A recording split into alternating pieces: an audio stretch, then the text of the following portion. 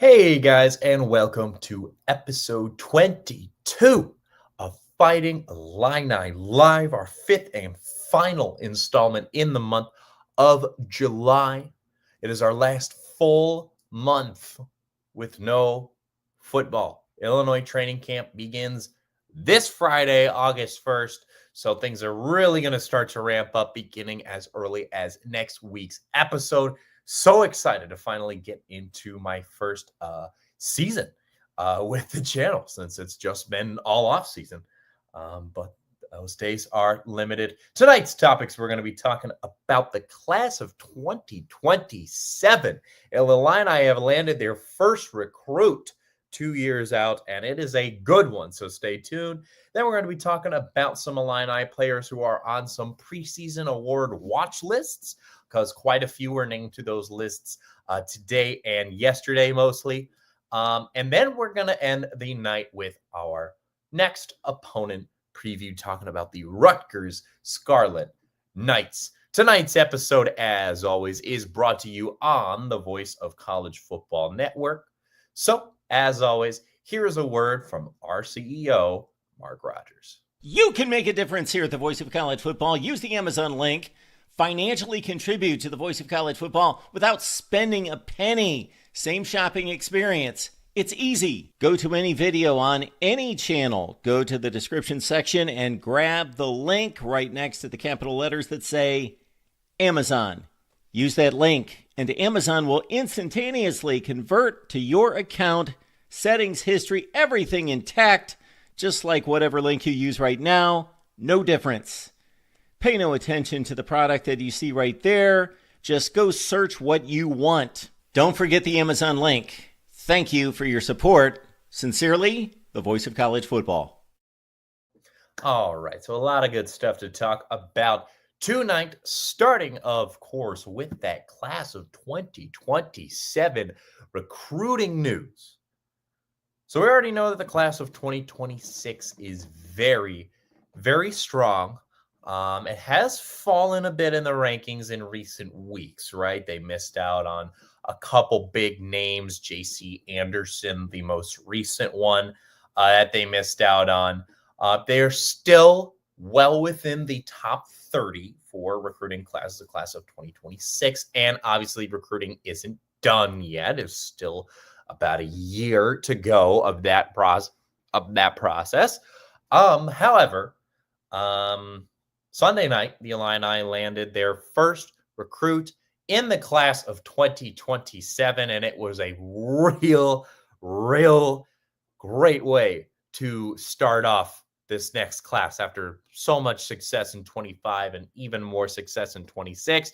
27 is looking scary because quarterback Camden Lopati from West High School in Utah has committed to your Fighting Illini.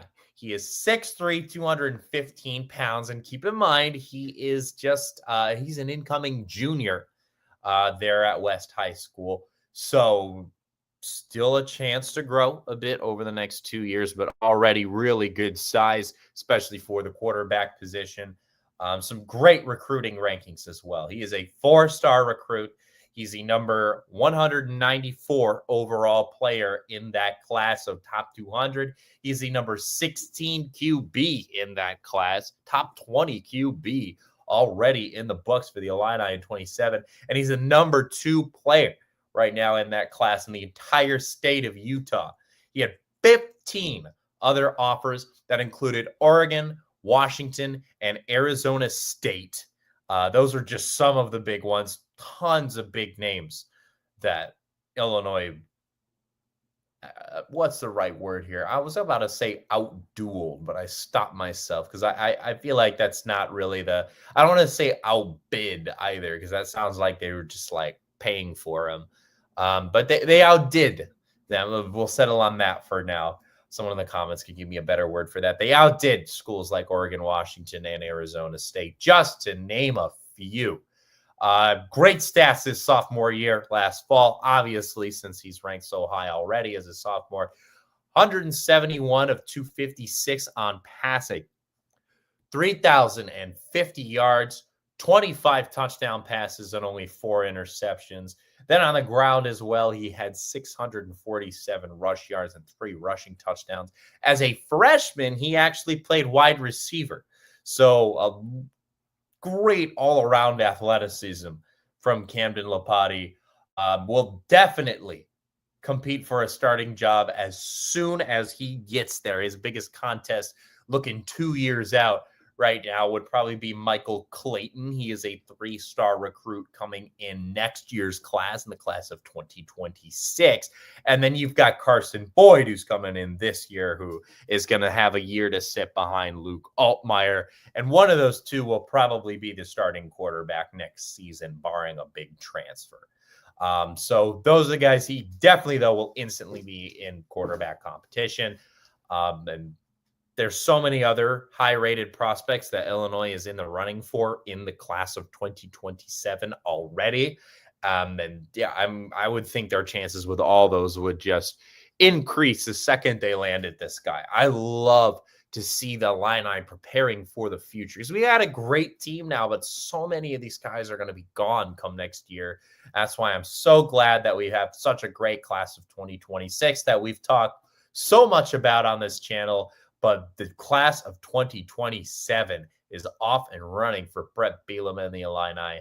And man, Camden Lopati, he is a great athlete, and he is definitely one to watch in his final 2 years at West High School before he comes to the Illini. Obviously, there's a lot of time right before he has to enroll at the university. I mean, it's going to be at least a year before he even has to. It's going to be more than that. I don't know what I'm talking about. It's going to be a while before he even has to officially enroll and begin his first year at the Illini. And there's so many commitment flips and all that these days. So you have to take everything, especially for the class of 2027, with a grain of salt. Nothing is guaranteed in today's college football game, but still really nice. Still really nice. No reason why he should flip, right? I can't go into this thinking, oh, he's going to flip. No, I mean, he's very excited to be coming to Illinois. We're very excited to have him. That was announced just earlier this week. It was Sunday night. He announced that commitment. So a big 4-star recruit for the class of 2027, building on what they have built with these past couple recruiting classes and with next year's recruiting class. Very, very exciting stuff. All right, now we're going to be talking about the current team instead of looking 2 years into the future for the rest of the night. We are going to be talking about some preseason award watch lists. So there's a bunch of watch lists for all these awards, right, that the college football writers announce before the season actually begins to say, hey, this is a player to watch for this award. And a lot of those were announced today even. Monday and Tuesday. They've really been doing it all this week. So we have a lot of guys to add to these watch lists. This is in addition, by the way, to what we talked about with Media Day on last week's episode. Check out my video on Big Ten Media Days that I put out last week as part of our 21st episode. That was last Wednesday's stream, talking about Luke Altmaier and Xavier Scott being on, I think they were named all preseason honors, right? These preseason things, especially all preseason honors, you got to take that with a grain of salt as well, because I am a little confused as to how you can win an award before the season starts. It really is just fully a matter of opinion. But this is a little different, though, right? This is just a watch list, and I think this is much more fair. Say, hey, we genuinely think this guy could win this really, really good award. And these are some great awards that we're going to be talking about tonight. The first one is the Bronco Nagurski Trophy. That is awarded to the best overall defensive player in all of college football. Some recent winners that NFL fans will definitely know. 2022, Will Anderson Jr., now on the Houston Texans. 2020, Zaven Collins on my Arizona Cardinals, actually. And then Chase Young in 2019. Where Where is he now? He was on the Saints, but I don't think he's coming back to the Saints. He might be a free agent right now. Someone in the comments let me know where Chase Young is at.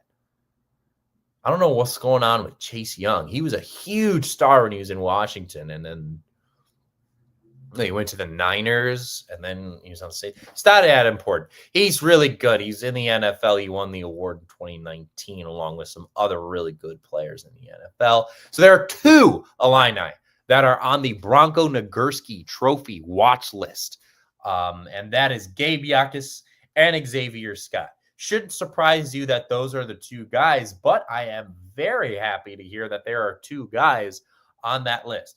Gabe Yakus, not really a surprise, right? I mean, he has so many expectations, should definitely be a first-round draft pick in next year's NFL draft. But Xavier Scott, I mean, we know he's good, but I'm really glad to see him considered one of the top defensive players overall, not even at his position. He is, of course, considered one of the best at his position as well, because Scott was also named to the Paycom Jim Thorpe Award watch list. That's for the best defensive back. So that's a little more narrow, but he's on both of those lists. The 2024 winner of that award was Jahdae Barron on Texas. But really, really nice to see both two guys in the running for the best defensive player in the entire country. They name a lot of people to these preseason award watch lists, but still, I mean, that's for the best. Think about how many defensive players there are in the entire game of college football, right? It's a huge honor for these two players.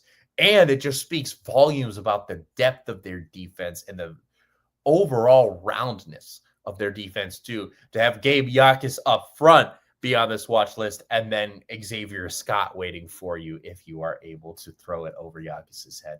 Really, really good to see two guys on that list defensively. And congratulations to both of them. I know they haven't won the award yet, but even to be considered for an award like that is huge. I mean, that is for the best defensive player in all of college football. It was introduced in 1993 to be a good pairing to the Heisman Award, since defensive players rarely win the Heisman, with a like half exception last year, I guess.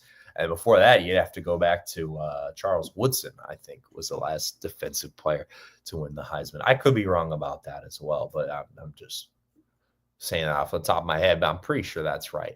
J.C. Davis has also been named to a preseason award watch list. No, I am not done. This team is really good. We have a couple more to talk about. J.C. Davis is on the watch list for the Outland Trophy. That is for the best offensive tackles in the country. He was actually named to that list today. It was this afternoon.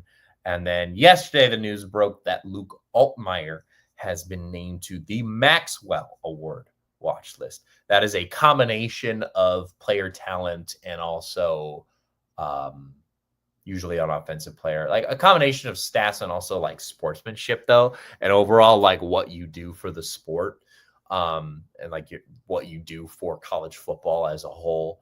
Last year the winner was Ashton Genty, so pretty cool. Your Luke Altmaier's name be considered for an award that Genty won last year. I mean, that's absolutely crazy. So that's 4 players that are on these preseason award watch lists. And they all different positions. So you got a quarterback, you got an offensive tackle, you got a linebacker, you got a defensive back.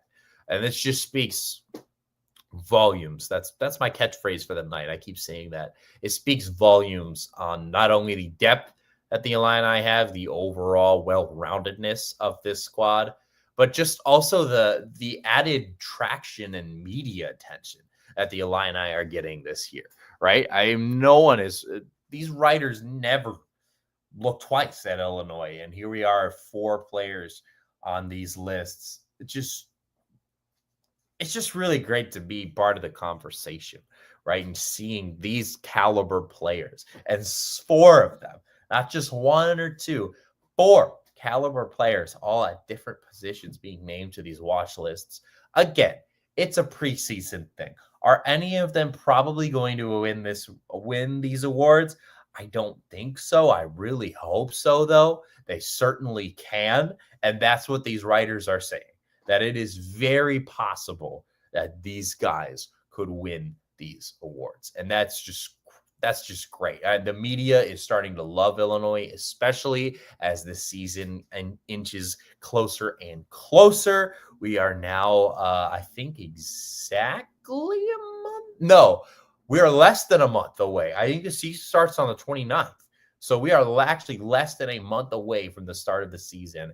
And this whole past month, all these articles I'm seeing about Illinois on my daily feed are just Illinois playoff contender, big expectations. Illinois I don't think has ever had this big of expectations in my lifetime, like going into a season. Not that I can remember as being a fan. Has there been this much media traction, media attention, media recognition like this that we're seeing? And that is just being confirmed by seeing these players on these preseason award watch lists. Just really, really good to see, honestly. It makes me happy. It makes me very happy. That is a wrap on that. I think that's about all that we can say about those preseason awards. Because again, it's a preseason award, but I think having these watch lists is great though, because it tells you exactly who to look out for, and writers who give out these awards at the end of the year are going to be looking more closely at these players.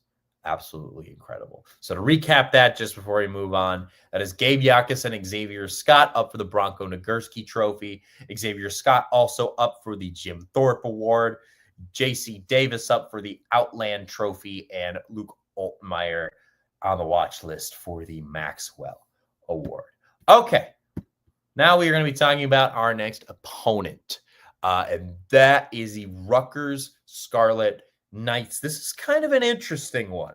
Certainly not like a top-tier opponent compared to some of the other opponents that we've already talked about, like Indiana, Ohio State, USC, but certainly not a bad team. Somewhat like our preview of Washington was like last week, because this, again, I feel like, especially over the last 2 years, you really never know what you're going to get out of Rutgers. And we kind of saw that when the Illini played Rutgers last year. We'll get into that. Illini, November 1st, are going to be playing the Scarlet Knights. We are getting into the back half of the schedule here when looking ahead. The week before, Rutgers will be at Purdue, so they will already be in the area and not traveling over from the East Coast.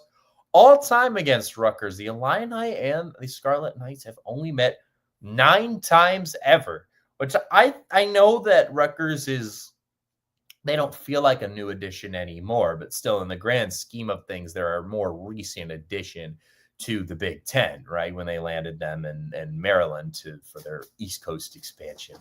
God, that was probably like 10, 15 years ago. They've been in a conference for a bit now. And I know that there are 4 newer teams who are much bigger brands than Rutgers are, but this really did remind me that Rutgers is still very new to the Big Ten, because they've only faced the Illini 9 times, actually. And their first meeting wasn't until 2005. That was on September 3rd, 2005. The Illini won a 33-30 game in Champaign. The next year, they played them in New Jersey in 06. So they did a home and home in 05 and 06, and those were the first times they ever met each other. And then they didn't face each other again until they were conference opponents, starting in 2016. So I just think it's wild that they hadn't met before 2005, as Rutgers is like literally considered the birthplace of college football. They're the oldest program known to man, and Illinois has also been playing football since the late 1800s, right? We were talking about Indiana, and we're talking about 1890 something. So it's just crazy to me that both these teams existed for over a century without meeting each other, but now they are in the same conference, so they meet quite a bit. Their last meeting came last season on November 23rd. That was a win for the Illini at Rutgers, but it was a real close game. They really gave our defense a run for their money. 38-31, the Illini pulled that one off. Their last meeting in Champaign, though, like this year's meeting will be, was on October 30th of 2021, in which the Illini lost 20-14. And then their last win, like the last time the Illinois has beaten Rutgers in Champaign, was in 2019 on November 2nd. That was a 38 of the Scarlet Knights. So recent history for Rutgers football, it's been okay. I mean, they really were not good for most of their time in the Big Ten. They've started to kind of pull it together these last couple years. They're not great, but they are certainly a functional team, and have been on the way up, especially when it comes to actual conference play. So in 2024, they were 7-6 overall, 4-5 in the Big Ten. And the Big Ten was really good last year. 4-5 is not bad at all. And they were 3-2 on the road, which is also very good to have a positive record on the road. They actually started 4-0 last year and then dropped their next four. So that's certainly upsetting. It shows the potential that this team has, no doubt. Their wins were Howard, Akron, at Virginia Tech, then Washington, Minnesota, at Maryland, and at Michigan State to cap off the regular season.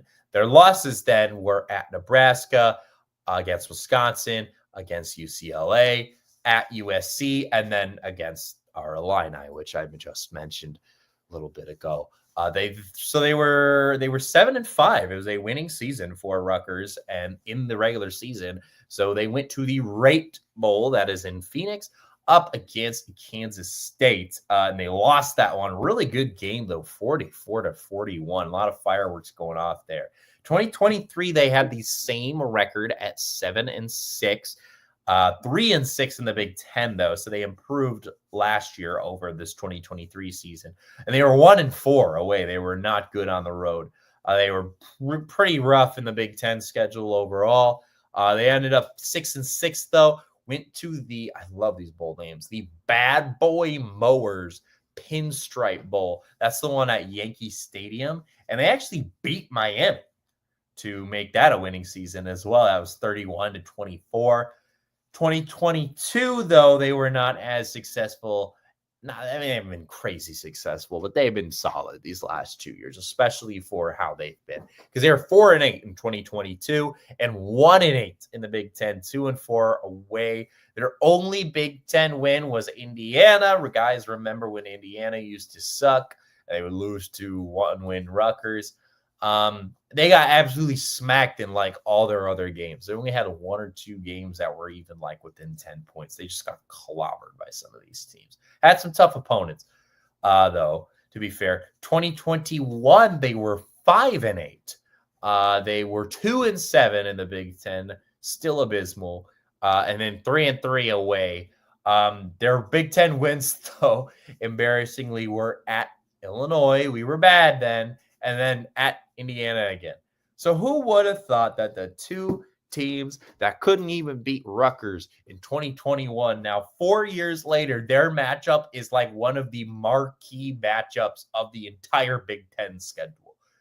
Who would have thought Illinois and Indiana would be where they are now when they were getting beat by Rutgers? Wow. That's some perspective for you. They were 5-7 that year. Rutgers was, back to them now. They played in the Tax Slayer Gator Bowl, though, because they do like to let 5-7 teams in. But a 5-7 team that's 2-7 in their conference should not be in a bowl game at all. And they put them in the Gator Bowl, which is not a low-profile bowl. And they played Wake Forest, who was ranked 20th in the country. What the actual hell were we thinking with the scheduling? So Wake Forest smacked them 38-10. I don't understand how they got in that bowl, but they lost that, so they were 5-8 overall. And then in the shortened season in 2020, they were 3-6 and 3-1 on the road. Those last 5 years that we just covered are also the full tenure of, or rather the full latest tenure of Greg Schiano at Rutgers. Greg was a defensive back in college.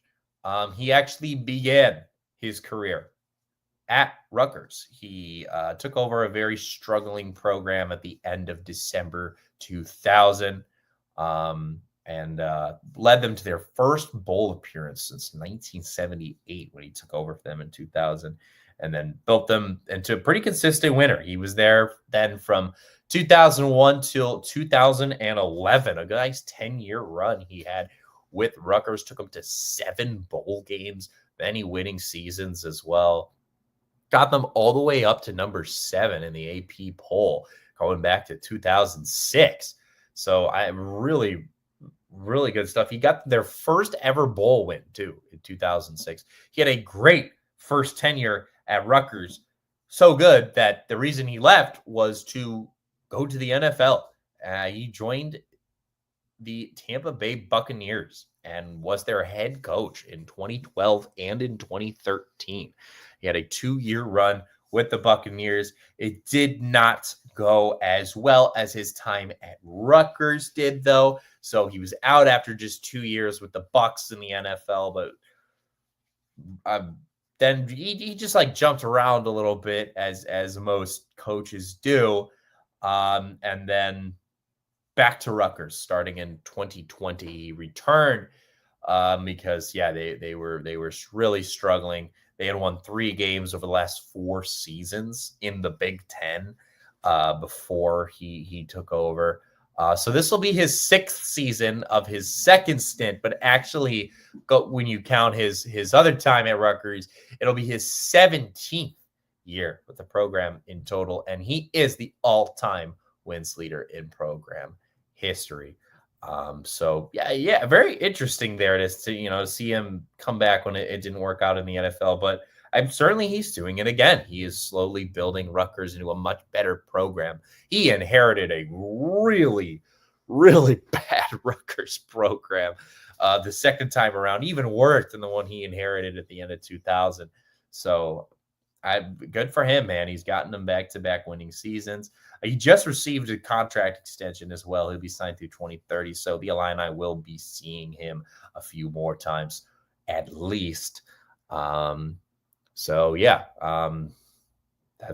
Greg Schiano for you. We got to run through these athletes now because we got 2 minutes. So on the offensive side of things, these are going to be the biggest players on Rutgers to watch out for us Illini fans. Oh my God! I just realized I didn't have that little ticker at the bottom of the screen this whole time.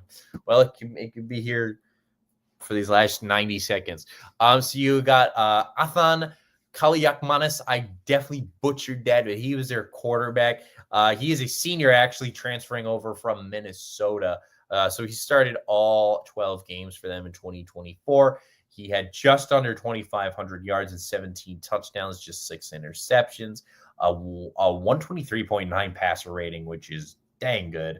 Then you got Kyle Monangai. I'm definitely butchering these, right? I think I ought to be butchering these because I'm just like running through them. He's a running back. He led the Big Ten in all rushing yards last season with 1,262 and 8 touchdowns. So a really dangerous dual threat quarterback and running back. And then they got a pair of wide receivers who you go out and look out for as well. You've got Ian Strong. He had 676 yards, 43 catches, 5 touchdowns, got about 56 per game.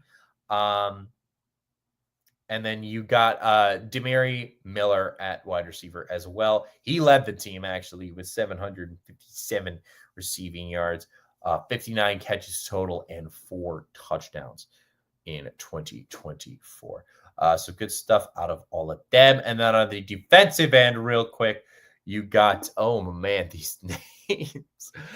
You got Daryl Dujabome. That's not right at all. He's a linebacker. He had 105 tackles, led the team last year, though. Whatever his name is, you got to watch out for him. He is very dangerous.